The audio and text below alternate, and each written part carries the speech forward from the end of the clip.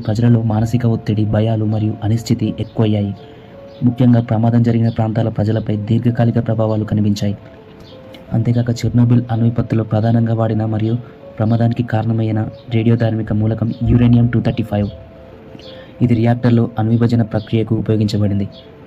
ప్రమాదం తర్వాత రియాక్టర్లో పెద్ద మొత్తంలో సీసియం-137, అయోడిన్-131, స్ట్రాన్షియం-90 వంటి రేడియోధార్మిక మూలకాలు వాయువులుగా విడుదలయ్యి పరిసరాల్లో కలిసిపోయి కలుషితంగా మార్చేశాయి.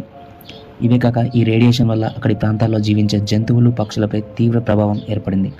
ముఖ్యంగా జెనెటిక్ మ్యుటేషన్స్ ఏర్పడి వాటిలో వింత ఆకారాలతో జన్మించడం, జీవించి ఉన్న వాటిలో ల్యూకేమియా, థైరాయిడ్ వంటి క్యాన్సర్లు గుర్తించారు. ఈ రేడియేషన్ కారణంగా ఇక్కడి జీవజాతుల్లో కొన్ని మార్పులు సంభవించాయి. అవేంటో కొన్ని చూద్దాం. కొన్ని రకాల పక్షుల్లో అసాధారణంగా పెరిగిన చిన్న మెదళ్లను కలిగి ఉన్నాయి. ఎలుకల లోపలి అవయవాలు, కణాలు దెబ్బతిన్నాయి. ఎలుగుబంట్లు, తోడేళ్ల జీర్ణ వ్యవస్థలో రేడియోధార్మిక పదార్థాలు ఎక్కువగా ఉన్నట్లు గుర్తించారు. ఇక్కడి తేనెటీగలు